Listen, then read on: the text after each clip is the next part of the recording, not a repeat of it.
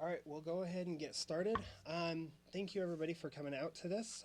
This is my first live stream webinar that we're going to run. So I got Benchmark here with me today. They will be discussing a few things. So to kind of let you go know what the kind of schedule is for this little quick meeting that we're going to have. Benchmark is going to talk about changing contact types, how to change a student from, say, ESL to ABE. There's a new way to do it, so they're going to kind of show you, walk you through kind of and any of the future iterations that they're going to have with that. They're also going to talk about the changes of the assessments that have gone through and have that they've done. Towards the end, I'm going to go ahead and chat a little bit about the transcript, the changes that are going to be coming in October. Also, we do have a chat on the side of this that you are welcome to chat questions into. Danielle is going to be monitoring that, and if you have any questions, please type them in. We will get to them as soon as we get them in. I think that's it. So Benchmark, I will go ahead and turn the time over to you guys.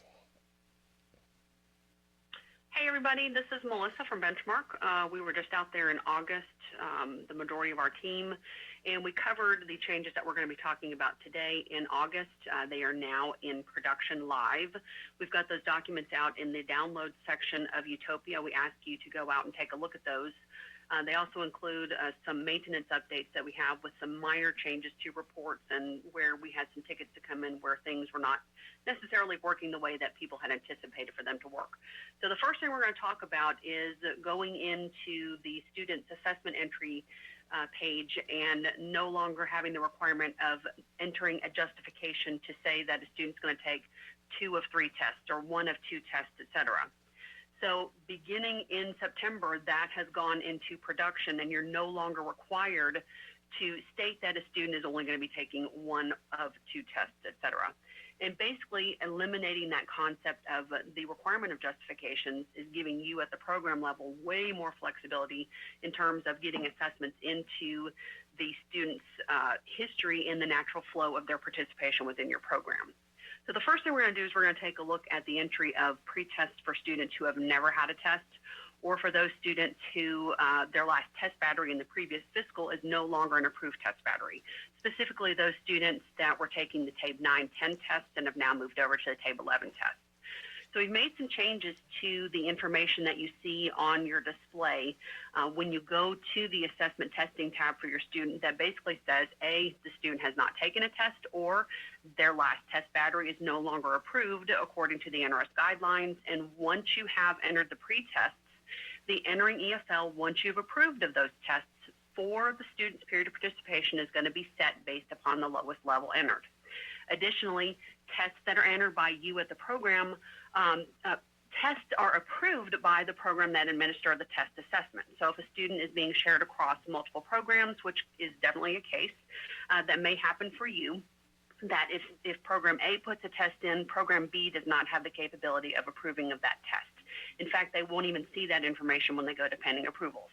And again, we remind you that only an approved test is going to be counted for a measurable skills gain and or EFL gains for your student. So let's start the process.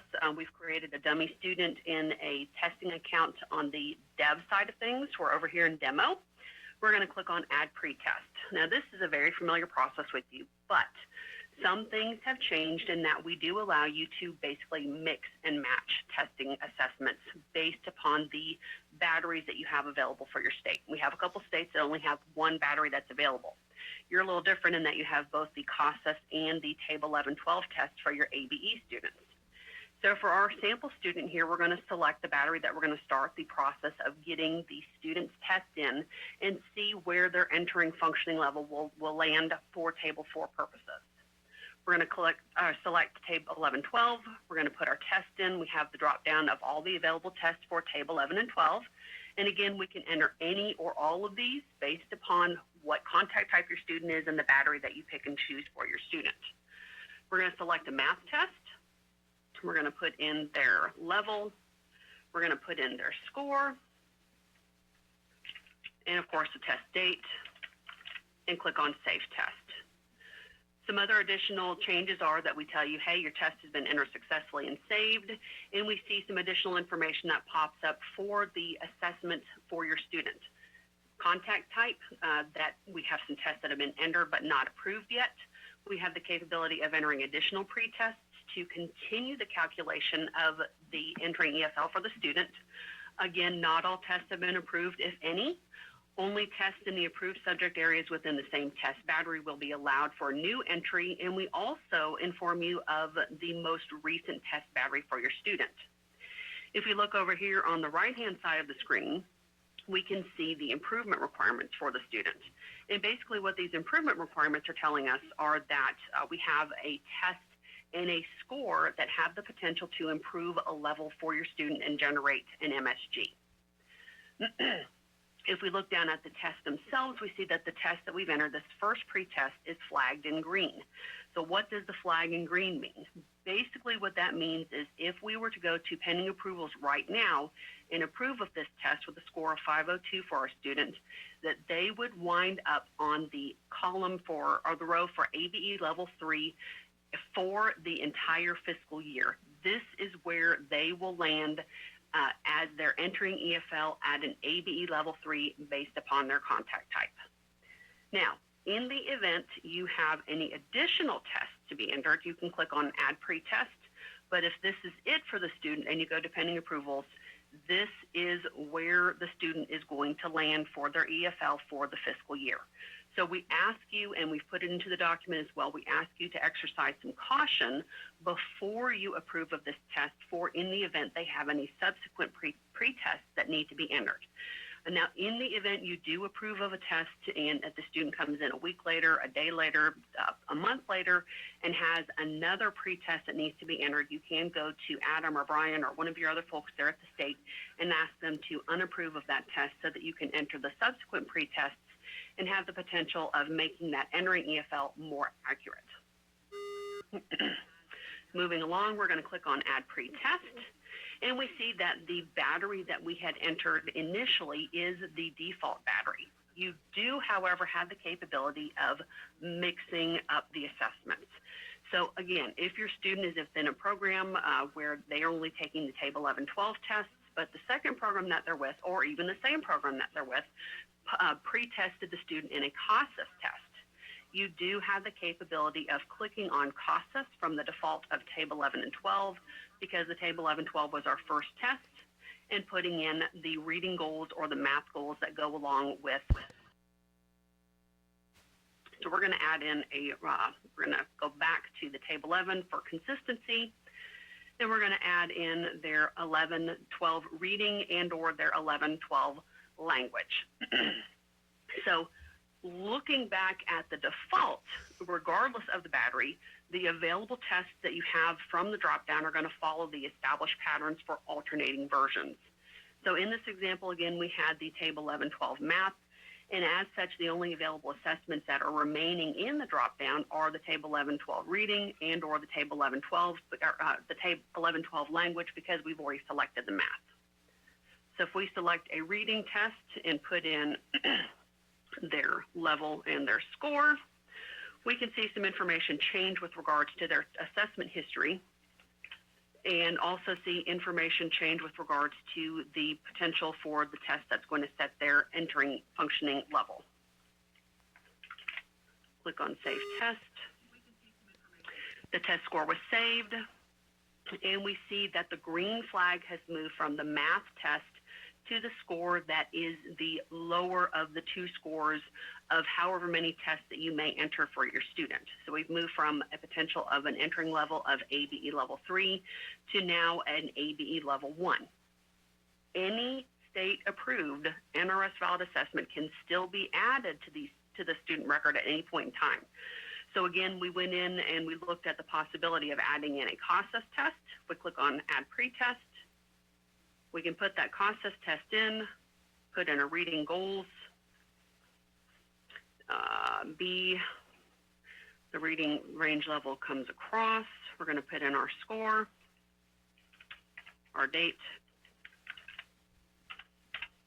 and click on Save Test. You can see that the test was successfully saved, and you can also see that based upon all of the tests that we entered, that our improvement requirements include every single pre-test that was entered for the student with the test and the scores that the student would need to improve upon to gain an MSG. If we look down here, we can also see that our lower score is still flagged in green, and if we go into pending approvals and approve of these tests, our student, as an ABE student, would come in at an ABE level 1, where they will remain for the rest of the fiscal year and have ABE level 1 as their entering functioning level. So for consistency purposes, real quick, we're going to take this test out. We're going to run over to pending approvals real quick and show you how the changes have shown up in pending approvals for our students. Again, if you have multiple pre-tests that need to be entered for the student and the student is testing on different days of the week or different weeks of the month, don't go in and approve of these tests until all the tests have been entered in order to accurately establish that entering EFL. We have gone into pending approvals and left that green flag on the test that is going to set the entering EFL level based on this lower score for the fiscal year. So again, if you have any additional tests to enter for the student, you can click on their name, and that'll bring you straight over to their testing page where you can continue the process of entering additional test scores for the student. If we go back to pending approvals, you'll also note that the assessments are now approved on a test-by-test basis. Even though we've entered in multiple TABE 1112 tests, they all have their own row. They're no longer grouped together as they had been in the past. Again, and we mention this over and over and over again in the document, once we make an approval of these tests, and we'll demonstrate that really quickly here, and click on Submit, that the entering EFL will be at an ABE level 1 for the student, and that will stay with him or her for the fiscal year. Now, I can't see if you have any questions, but if you have any questions about that, you can send that information in to Adam, and then if there's anything that needs to come to us, we can address those on a ticket-by-ticket basis. So once we have entered and approved of the students' tests, when we go back to their record, we're going to click on their name and refresh things. We can see that their entering EFL has been set. If we go back to their assessment testing page, you have the capability of continuing to build upon the TABE 1112 test that the student had taken initially. You can click on Add Tests, and because we had been working in the battery of TABE 11 and 12, that battery is set as the default, and the only thing that we can do from, or the only tests that we can pick and choose from the drop-down are going to be the TABE 12 Math or the TABE 12 Reading, because we have already entered in a TABE 11 Math and a TABE 11 Reading. And of course, we can have the student take both the TABE 11 language and or the TABE 12 language, because those tests have not yet been entered into the system. If the student is going to be testing in a different state-approved battery, you have the capability here, because we no longer have justifications. Click on Start New Test Battery. You're going to get that friendly little warning that they haven't met the number of minimum attendance hours that are required. But from here, you have the capability, again, of swapping up from TABE 1112 and entering in a CASAS test for the student. And then go through the natural flow of the entry of test for this particular student using a completely different battery. Adam, any questions on mixing and matching tests and which test sets the entering EFL from your users? No, there's no questions from the chat. One thing that I wanted to note, we've been focusing on ABE, but where this may make sense is if you're using CASAS for ESL and you wanted to have the oral component of the best, you can now enter both of those scores in, whereas you couldn't previously. And I have a student who is ESL. We're going to segue over to swapping contact types, but we can show that to you really quickly. This student came in as a Class E, listening and speaking, reading and writing, and they also took a life and work reading.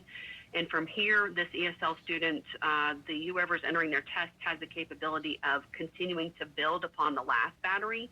And this last battery for this student is TABE Class C. We very, very clearly point that out to you. Or they have the capability of clicking on Start New Test Battery. And from the drop down, change it from Class C to the Best Plus 2.0 plus literacy, or swapping back over to the CASAS ESL. Did that help, Danielle? Uh-huh. Great. All right, so we're going to move on over, and Kevin's going to talk to you a little bit about the changes that we've made to a contact type swap for when a student has tested out of ESL and they're now ready to start taking attendance and taking tests as an ABE student. Kevin. Okay. Thank you, Melissa. One of the things I did want to mention in terms of the testing as well is we are in the process of putting some guidelines in for the hours between tests.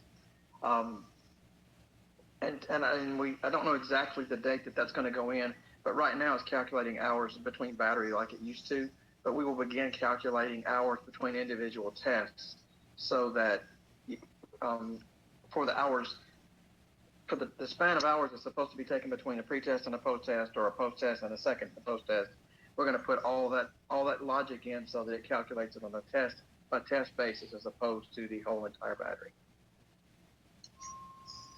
And what I do want to talk to you now about real quickly now is the how to change a contact type. Contact type, as you should know at this point, is the designation that allows you to determine what type of tests are available for a student. And in the past, in order to change a contact type, you had to separate the student from the registration, enroll them again in another registration, and change the contact type. That was a time-consuming process, and you are really fortunate because it's been that way in our system since 2003, and you only had to deal with it for a year, so you're lucky in that case. We have changed that process now to change the contact type so that all you have to do in order to swap someone from ESL to ABE is to choose the blue directional arrows next to the contact type. It's going to ask you for a reason for the swap. The reason for the swap, typically what we see is tested out of ESL, or student is no longer is taking this battery, whatever the case may be. We do keep track of this in case there's ever a question as to why a student was swapped from one contact type to another. So we will be able to report on this information that you put into the reason for swap. But you do have to put some reason for swap into that box before you can process it. Once you put that in, you swap contact type. And the system behind the scenes does everything that used to happen that you had to do manually. It allows you to now work with the student as an ABE ASE student, but it also removes the student from the ESL program, creates a separate registration that's marked as ABE ASE, so that behind the scenes it's doing exactly what you used to have to do manually, but now it processes in a way that's a much simpler process for you. The one piece that we are adding to this, when we originally developed this concept, the idea was that the contact type swap would be processed and given the date that it was actually entered into the system. But that's actually probably not an accurate representation of what's going on. So in order to make it more consistent, we will be implementing with the very next release logic that we'll put into place so that when you choose the contact type swap, the system will look back to the most recent assessment that you gave the student. So if you tested the student today, September 24th, if you tested the student on September 20th with an ESL test and you go to swap them from ESL to ABE, it will process that swap as of the date of that last test. And it will put the new registration in as of the next date. The reason we're going to do that is because we want to make sure that we maintain all the attendance records, and the attendance is maintained on an enrollment basis. So even if you have a student whose last test was August the 15th, and you're processing this contact type swap on September 24th, and there's been attendance entered all the way from August 15th to today, you're not going to lose any of that attendance, but the date of the swap itself will be marked as August 15th, which is the last date that the student took an ESL test.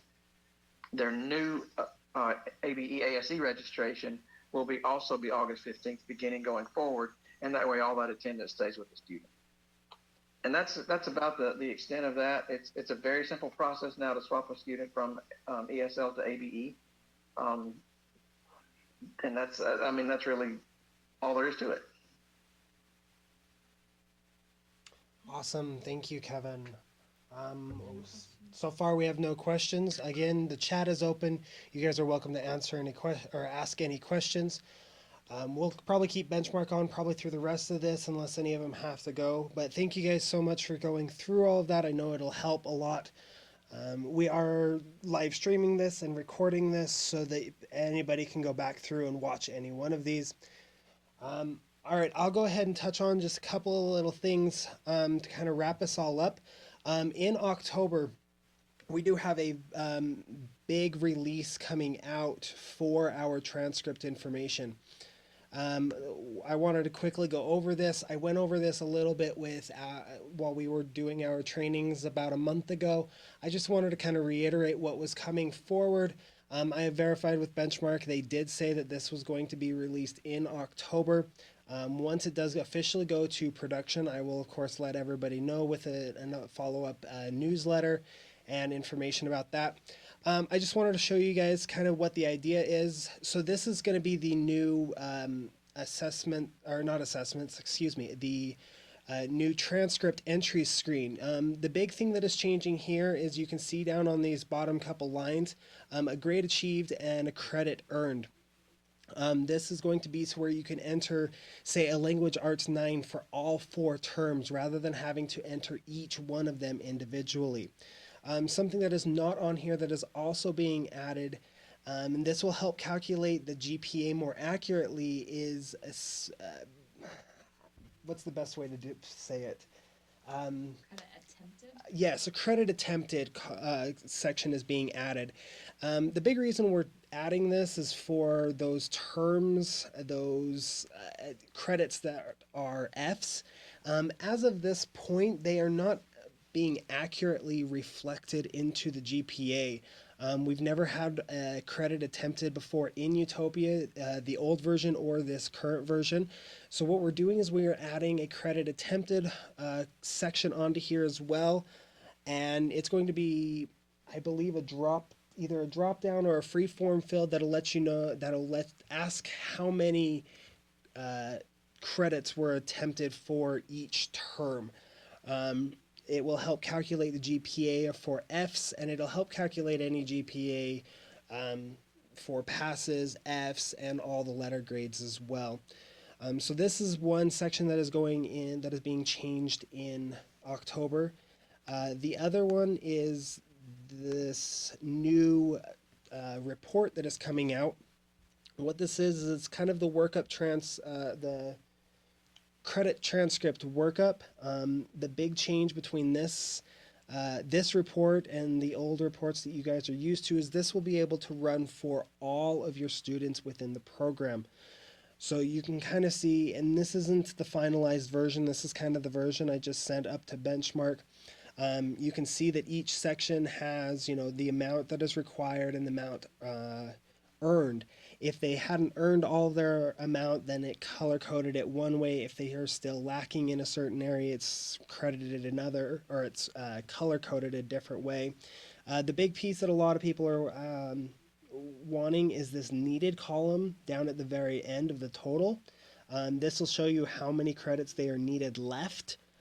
So you can start sorting this by how many students have 2 credits left, how many students have 5 credits left. That way, when you start getting towards the end of your terms and towards the end of this fiscal year, you're able to kind of push those students, get them the last few credits that they need in order to graduate them within the fiscal year. So Kathleen says they have a couple of questions, but I don't know what they are yet. Okay. All right. So Kathleen, go ahead and ask those questions. We'll chat a little bit more about this.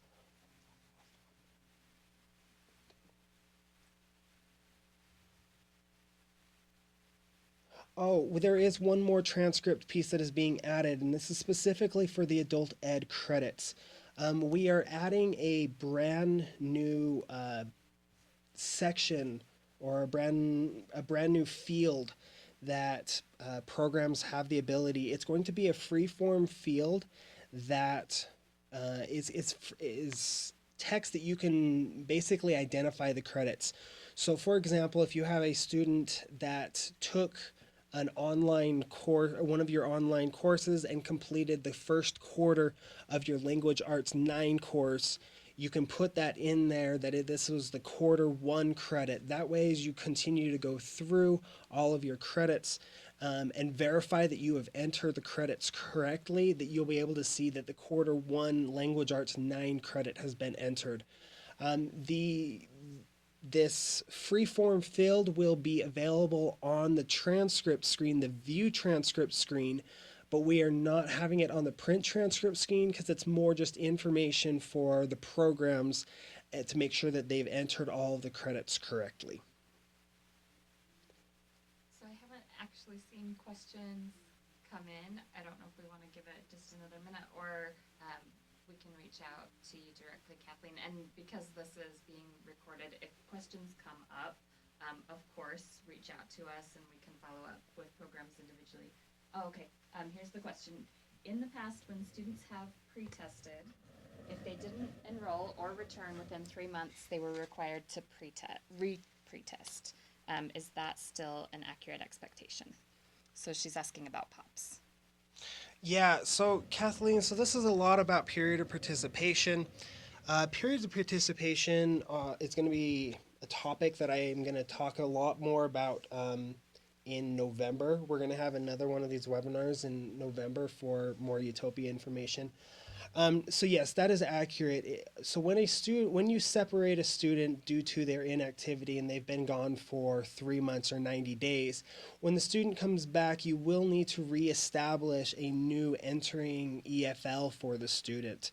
So the student will need to be retested.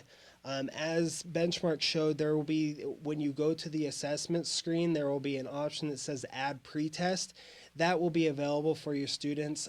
The student check marks up at the top, the snapshots for all the students, that will also be blank for the setting EFL for the fiscal. We just need, every time a student re-enters into our program after a 90-day lapse of inactivity, a student needs to be reassessed so that we can reestablish a new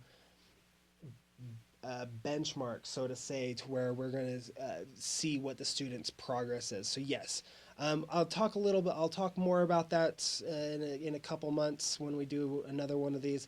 I'm trying to help define all these federal definitions that are throughout all of Utopia, periods of participation and MSG.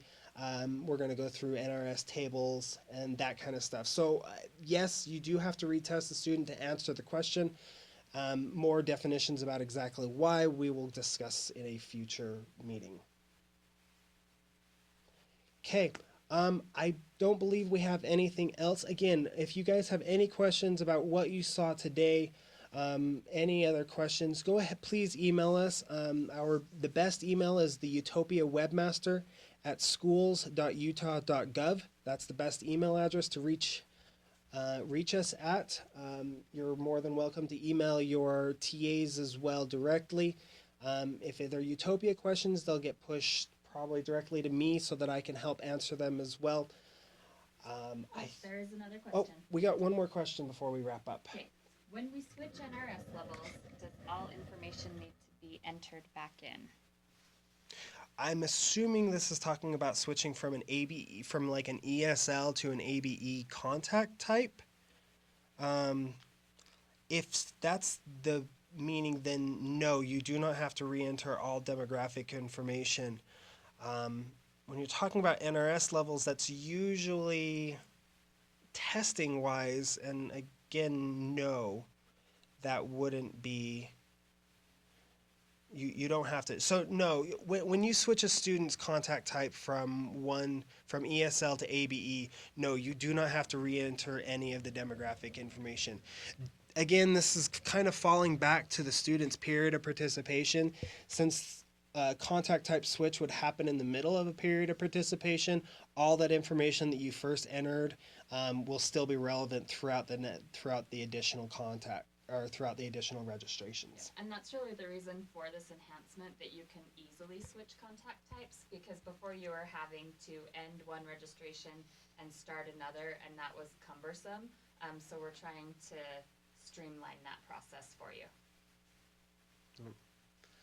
Then how come there isn't a bar?